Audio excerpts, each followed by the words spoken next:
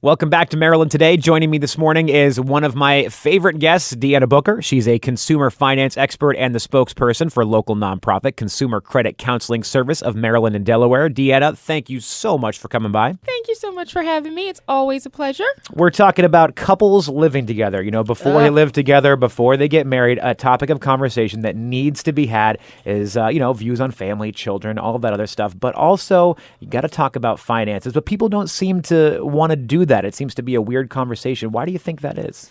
Well, I think it's because, we're bringing a lot of our own experiences to the table. Based on those experiences, folks, we all have our own unique view of what money represents, what it means, how we feel about it. There's all kinds of different dynamics at play. For some people, money's about success or power or love or happiness.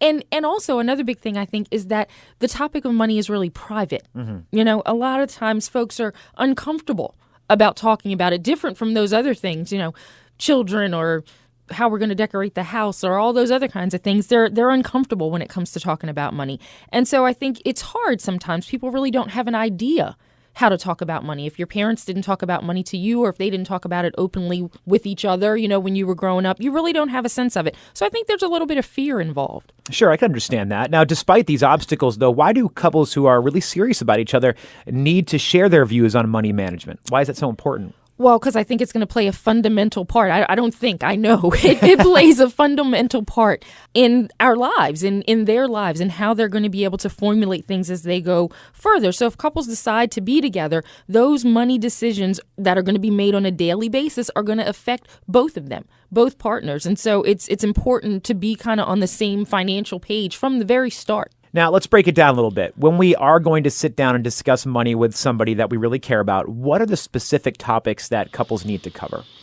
Well, I think there's a bunch, but I think you want to talk mainly about how you feel about money and spending. You want to talk about what your financial goals are. You want to talk about how much debt you have. You want to talk about, what's each other's credit score, all of these kind of things. You want to talk about whether or not this is going to be an open kind of financial partnership or not. I think you really want to discuss all those sorts of things. I want to dig a little deeper about one of these questions, at least, starting with how do you feel about money and spending? Why is this necessary information to know? I think it's necessary because you got to understand the financial environment, that somebody's coming from. So how they grew up, talking about what money means to that person. Some people don't think about money when they have it, only when they don't. Mm-hmm. Only when it runs out. So, there are other folks who keep really close tabs. So if one person in the couple is a spender and one person in the couple is a tightwad, that's going to cause some problems down the road. So I think you really want to have that kind of conversation. You want to identify what everybody's financial behaviors are, what kind of patterns they're in and that kind of thing, what their views are, what they think's necessary and, what isn't maybe. And as a couple, I think you've got to figure out how things work best, so if we have similar feelings about spending and saving, if we don't, just where you are. Being financial partners, I think, means working toward that kind of harmonious melding. And I'd like to mark this as the first time that the word tightwad has ever been used on Maryland Today. Very exciting. All right, let's move on to financial goals here. How can knowing your partner's financial goals help you work together? I think that goes back to what we were saying about spending and how you feel, because your goals reflect what's important to you. So do you want a large family? Do you want to live in a big house in the suburbs? Do you want to go travel the world? What is it that we're each looking to achieve? I think you really have to think about that. The top three, maybe, financial goals in a couple's lives are probably buying a home, saving for retirement, and building up an education fund, saving for college. So these are all big ticket things that take some time, take some effort, and take teamwork. So again, I think that's another point about why it's important to kind of make those goals harmonious, because you do have to work as a team. So I think that couples who have those mutual goals and they're able to set out a plan and they're able to develop a budget, they're going to be in a better position, I think, to be able to weather any obstacles that might come along. All right, so we've covered spending habits and we're talking about goals here. Let's move on to a little bit more of a difficult issue. How much debt do you have? Now, I know this is something that whenever I get into a serious relationship, I have to talk about that because I have college loans looming over my head. I've been on my own for a long time. Right. So we build that as we go. This sounds like a tricky question, though. So why is this so important to discuss with your partner? Well, it really is important. And I think it's because coming into the relationship, either of you might have financial obligations, like just like you said, student loans or car loans, credit cards, whatever it is that those obligations are going to affect your financial health as a couple. So you've got to have those conversations. If a couple's planning to live together, the household budget, the cash flow, all of that is going to be greatly impacted by the debts that you have and by you and your partner's ability to contribute, to the expenses that come along with living together. So full disclosure, I think it's huge. It's vital. It's critical. It really is. Number one, it promotes trust. You're going to be able to have a clear understanding of what everybody's taken on. And I think the opposite, the lack of that disclosure can lead to problems, to mistrust, to bitterness, to all that kind of thing that's really going to break you down, really, financially, health-wise as a couple. Sure. Now, Deanna Booker from CCCS, I've had you in here before talking about credit scores. In fact, that's something that comes up in a lot of these interviews that we've done over the last, how long has it been? A couple years now. Yeah. Once you discuss your debts with your partner, why is it so important to know their credit score? Why is that such a big deal? Well, because whether we know it or not, our credit report really rules our adult life. It really does. They're a reflection. Our credit reports are a reflection of the way we've handled our debts and our financial responsibilities over the last 7 years, a decade or so. Credit scores really do offer some insight, I think, into how we've handled debts in the past, how creditworthy we are, at this point and going forward. So you got to know. You kind of have to get into that topic and get into that conversation. It's a hard one, you're right.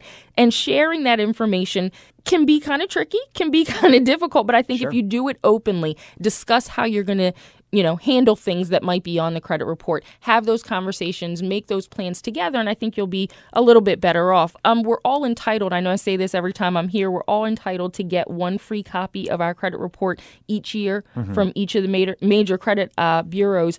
Go to annualcreditreport.com, www.annualcreditreport.com, and you can get the credit report there, and you can also get the credit score there. Now, the credit report is free. The piece of paper, the documentation, of everything in your credit history, that report is free. But if you want the credit score, that you're going to have to pay for. You can expect to pay about between $12 and $15 or so, but you can get it from Annual Credit Report as well.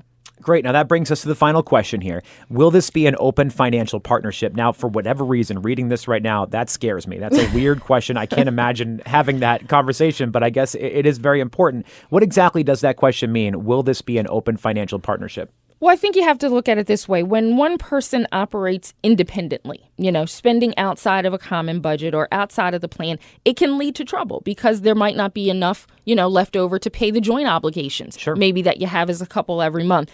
So I think the flip side of that, when you work together and you're budgeting and you're doing things together, you can increase your savings, you can increase your purchasing power as a couple. So you've got to, I think that's the better path to take. Here's an example. Say that each of you, there's a couple, and say that each person in that couple spends $2 a day on coffee and $6 a day, on a sandwich during that work day. That's $16 a day. It's $80 a week. And if my math is right, I think that's $300 a month.